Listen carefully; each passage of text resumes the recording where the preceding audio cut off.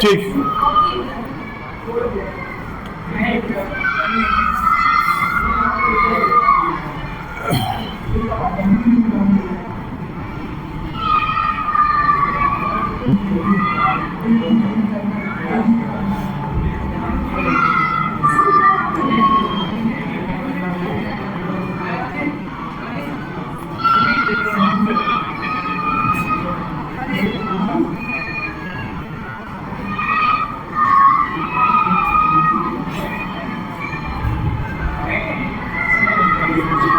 ठीक है।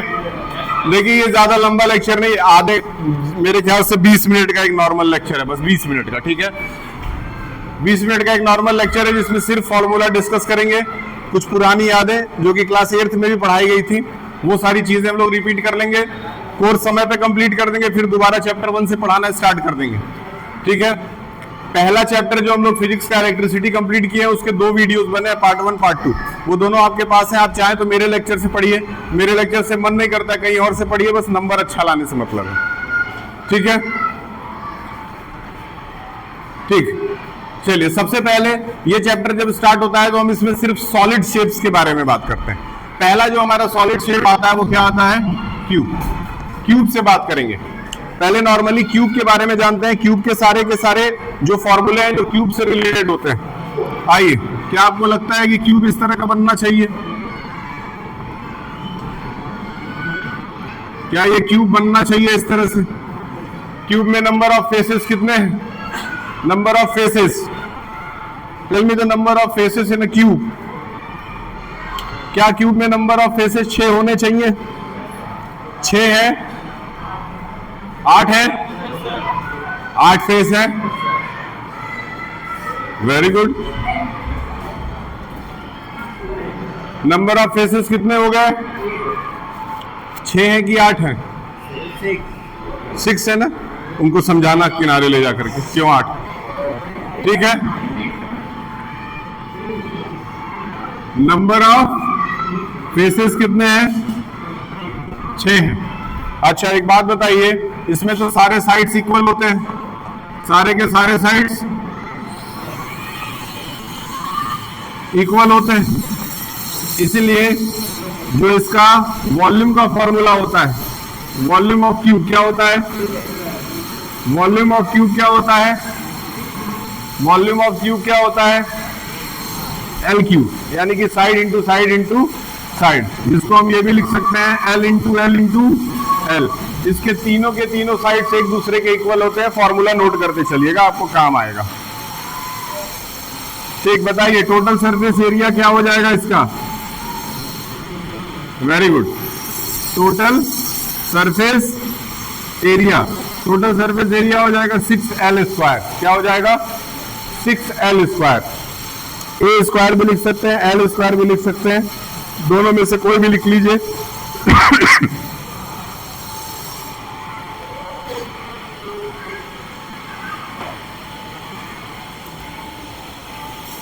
ठीक है, टोटल सरफेस एरिया हो गया 6L स्क्वायर। अब इसके बाद आगे बढ़ते हैं। एक और फॉर्मूला जो इसमें बहुत ज्यादा इंपॉर्टेंट हो सकता है वो है lateral surface area. Lateral surface area को हम कहते हैं एरिया ऑफ द 4 वॉल। क्या कहते हैं? एरिया ऑफ द, मतलब घर के 4 दीवालों का एरिया अगर निकालना हो एक कमरे के, तो क्या हो जाएगा? Lateral surface area. Lateral surface, lateral surface area हो जाएगा 4L स्क्वायर। कोई प्रॉब्लम वाली बात? ठीक है। अब इसमें एक फॉर्मूला और आता है, वो होता है लेंथ ऑफ डायगोनल। क्या होता है? लेंथ ऑफ डायगोनल का मतलब क्या हुआ? उस कोने से लेकर के इस कोने की लंबाई, उस कोने से इस कोने की लंबाई। समझ में आ रहा है? तो लेंथ ऑफ डायगोनल का कोई फॉर्मूला बता सकता है इसमें? कौन बता सकता है?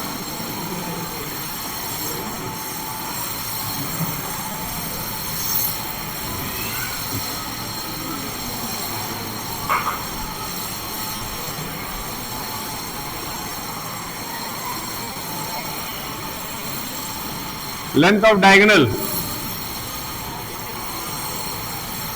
लेंथ ऑफ डायगोनल,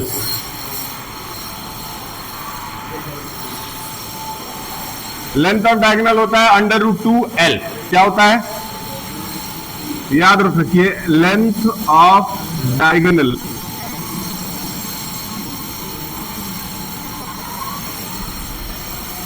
हमेशा ये याद रखिए, कॉपी में कोई भी वर्ड लिखिए, स्पेलिंग गलत नहीं होना चाहिए। और अगर बाई चांस हो जाता है, स्पेलिंग गलत आपसे भी हो सकता है, स्पेलिंग गलत मेरे से भी हो सकता है, उसको तुरंत वहीं पे करेक्ट कराइए कि हाँ ये स्पेलिंग गलत है, इसको सही किया जाए। ठीक है, ये 2-3 फॉर्मूले हैं जो आपको क्यूब के लिए याद रखने हैं। सिंपल है, total surface area 6L²। Formula भी सुना दो, 2 मिनट का काम है। फॉर्मूला भी सुना दो, 4 फॉर्मूले हैं।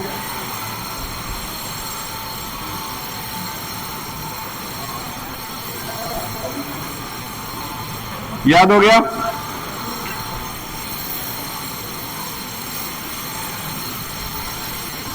याद हो गया?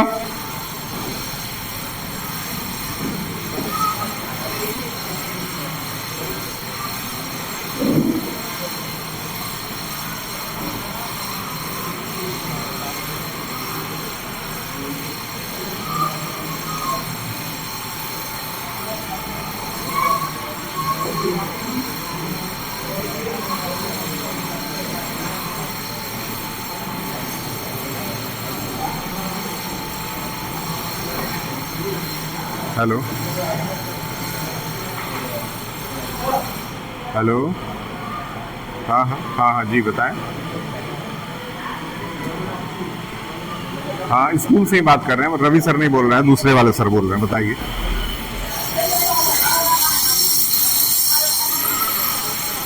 अच्छा, अच्छा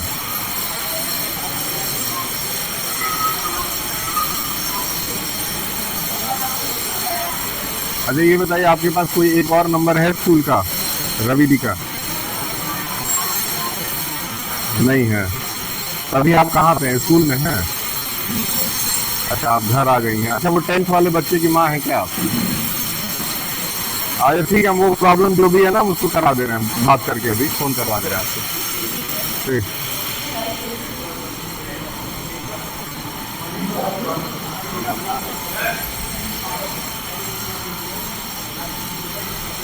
हाँ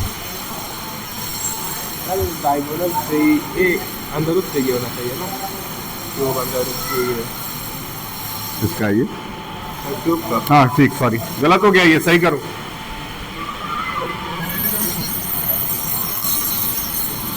डायगोनल ऑफ द क्यूब हो जाएगा √3L। कोई दिक्कत है?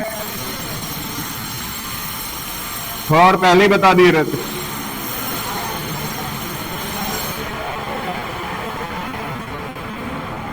अब इसके बाद आते हैं किस पे, क्यूबॉइड पे। अगला है क्यूबॉइड।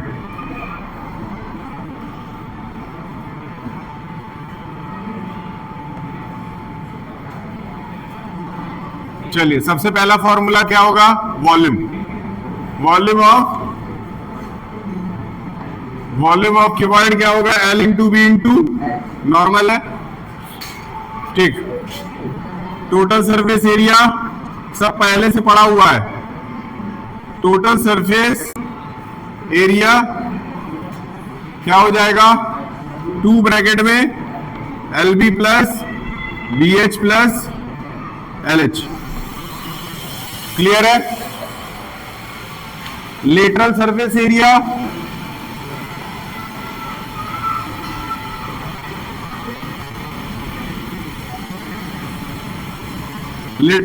एरिया क्या हो जाएगा, 2 ब्रैकेट में, ठीक है, 2 ब्रैकेट में L plus B into H। ये लेटरल सरफेस एरिया है।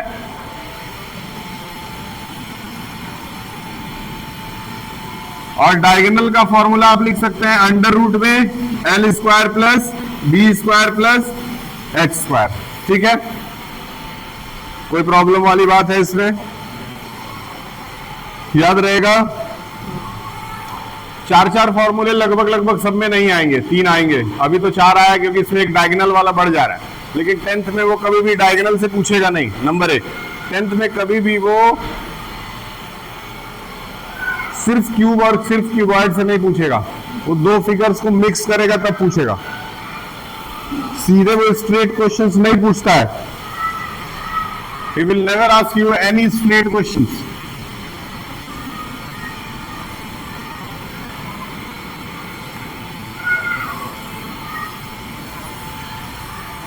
ठीक है, अब इसके बाद चलते हैं सिलेंडर पे।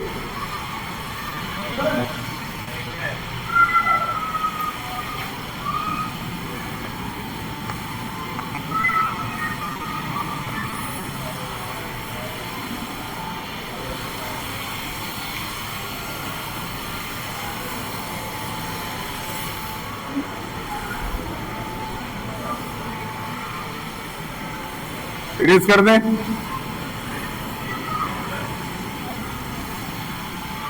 ठीक, cylinder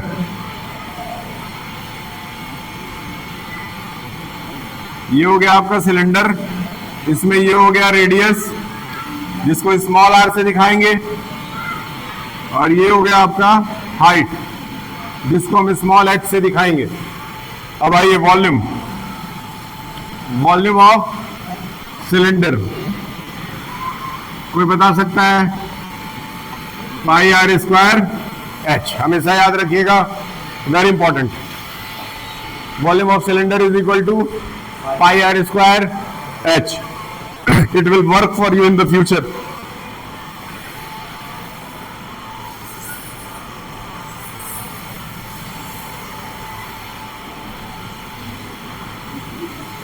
Now after this, total surface area,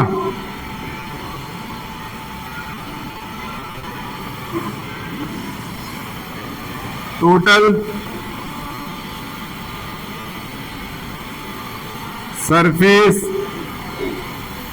area 2 pi R bracket में आर प्लस, वेरी इंपॉर्टेंट। ठीक है, फिर आता है लेटरल सरफेस एरिया। लेटरल नहीं, इसको कर्व्ड बोलिए। Curved surface area 2 pi R H, सिर्फ 2 पाई आर एच। ठीक है, बेसिकली इसमें आप ये 3 फॉर्मूला याद रखते हैं तो ठीक है। एक आता है volume of material. Volume of material use to make a cylinder. एक सिलेंडर को बनाने के लिए कितना वॉल्यूम ऑफ मटेरियल यूज किया जा रहा है, उसके लिए ये फिगर समझना जरूरी है। मान लेते हैं कि ये आपके बाहर का पार्ट है,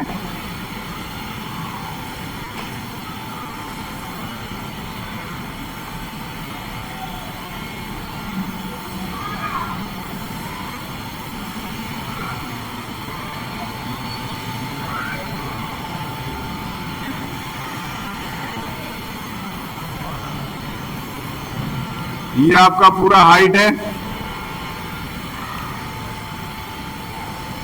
ध्यान से देखिए, ये आपका पूरा हाइट है, ये आपका छोटा रेडियस है, ये आपका बड़ा रेडियस है। मतलब बाहर वाला जो दीवार है उसको बड़ा रेडियस माने, अंदर वाला जो दीवार है उसको छोटा रेडियस माने। अब इसके बाद हम इसका वॉल्यूम निकालेंगे। ये पार्ट जो है इसका वॉल्यूम निकालेंगे, ये वाले पार्ट का, कि इसको बनाने के लिए कितने मटेरियल का यूज किया गया है। इसको बनाने के लिए कितने मटेरियल का यूज किया गया है, मतलब इसका वॉल्यूम निकालेंगे। तो क्या हो जाएगा? वॉल्यूम ऑफ मटेरियल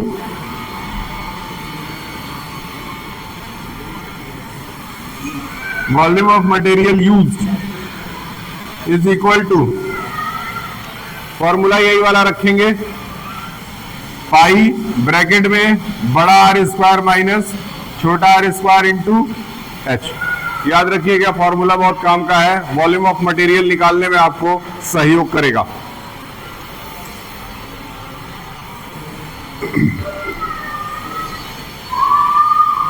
याद रहेगा।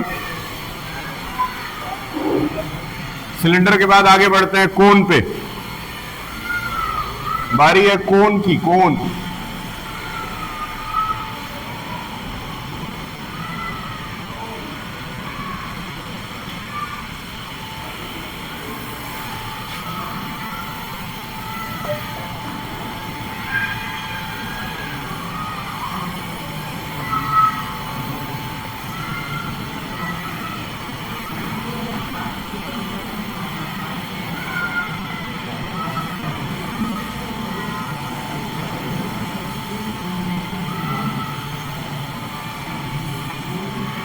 ठीक है। कोन में ये आपका हाइट है, ये आपका रेडियस है और ये आपका स्लैंट हाइट है। तो दो तरह के इसमें हाइट होते हैं, एक जो ये वाला हाइट हो गया स्ट्रेट वाला परपेंडिकुलर हाइट, उसको h से डिनोट करेंगे। ये आपका स्लैंट हाइट है जिसको हम L से डिनोट करेंगे।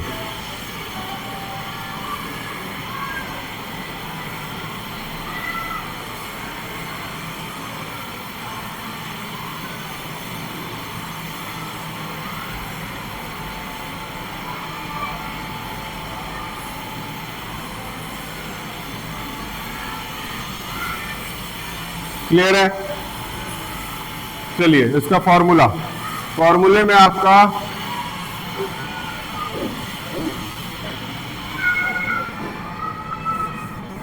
सबसे पहले वॉल्यूम कौन बता सकता है? कोन का volume of cone is equal to 1/3 pi are square H. याद रखिए, very important, 1/3 pi are square H, याद रहेगा।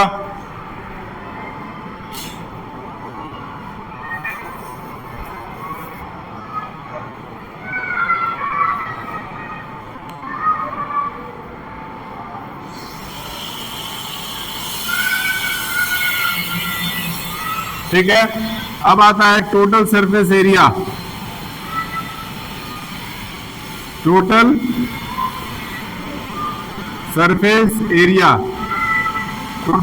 एरिया हो जाता है पाई आर ब्रैकेट में R plus L. Pi R bracket में आर प्लस एल क्या हो जाता है? Total surface area pi R bracket में आर प्लस एल। लेकिन यहां से एक सवाल ये पैदा होता है कि जब आप इसको निकाल रहे हैं तो इसमें एल की वैल्यू भी आपके पास होनी चाहिए। इसलिए आप एल के लिए एक फॉर्मूला बनाएंगे इस ट्रायंगल के हेल्प से। यहाँ 90 डिग्री है, ये एच है, यहाँ पे आर है। एल का फॉर्मूला क्या हो जाएगा? क्योंकि एल यहाँ पे हाइपोटेनस है तो l is equal to root में r square plus h square. ये हमेशा साथ में लेके चलेंगे।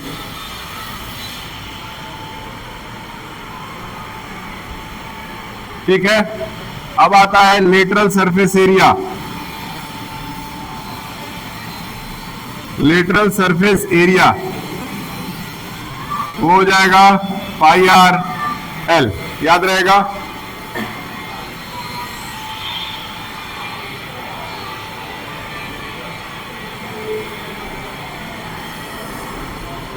याद रहेगा।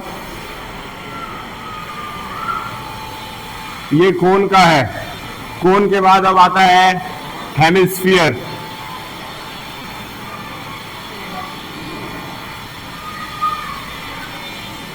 कोन के बाद आता है हेमिस्फीयर।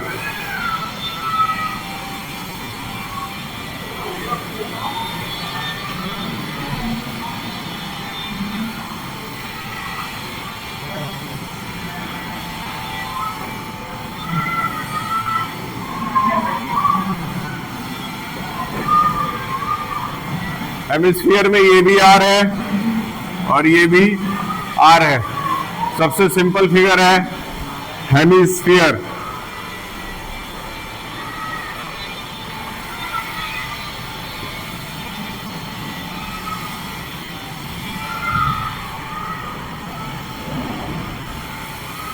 वॉल्यूम ऑफ हेमिस्फीयर,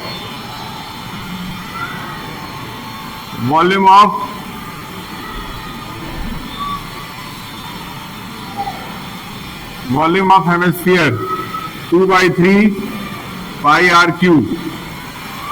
कितना? 2/3 pi are cube.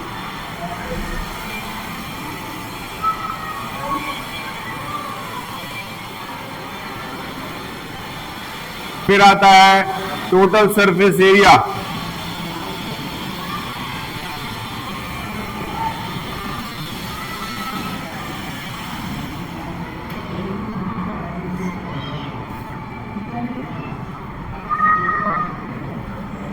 Total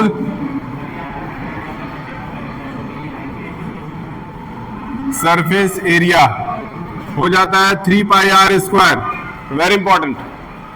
total surface area 3 pi are square. तो बताइए कर्व सरफेस एरिया क्या होना चाहिए? कर्व सरफेस एरिया क्या होना चाहिए? उसमें से पाई आर स्क्वायर घट जाएगा, 2 pi are square, very good. कितना हो जाएगा?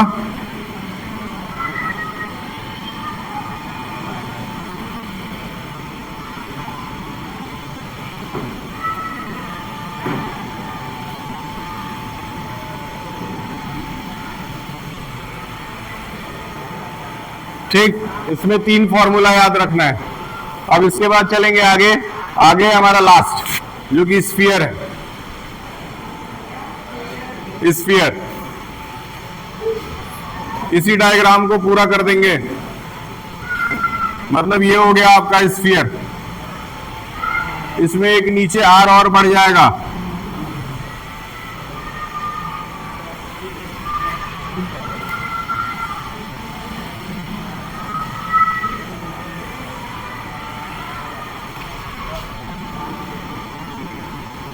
Volume of sphere 4/3 pi are cube. बेटा पढ़ाई पे ध्यान दो। 4/3 pi R 4/3 pi are cube. इसके बाद आते हैं टोटल सरफेस एरिया।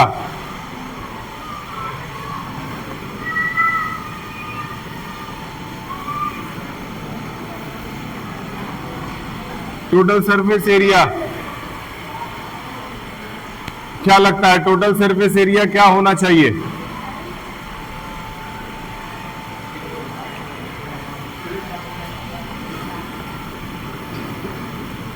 ठीक है, 4 पाई आर स्क्वायर।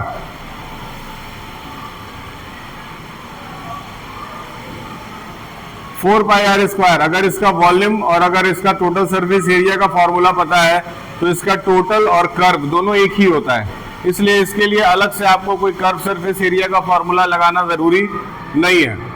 ठीक, इसमें ये 2 चीजें आपको ध्यान में रखनी है। मात्र 2 फॉर्मूले स्फीयर के इंपॉर्टेंट है क्लास 10th के लिए।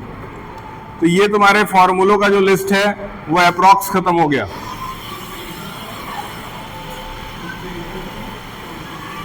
ठीक, इसके बाद एक और टॉपिक है इसमें फ्रस्टम, लेकिन फ्रस्टम क्योंकि सीबीएसई डिलीट कर दिया है तो इसीलिए फ्रस्टम की जरूरत आपको नहीं है।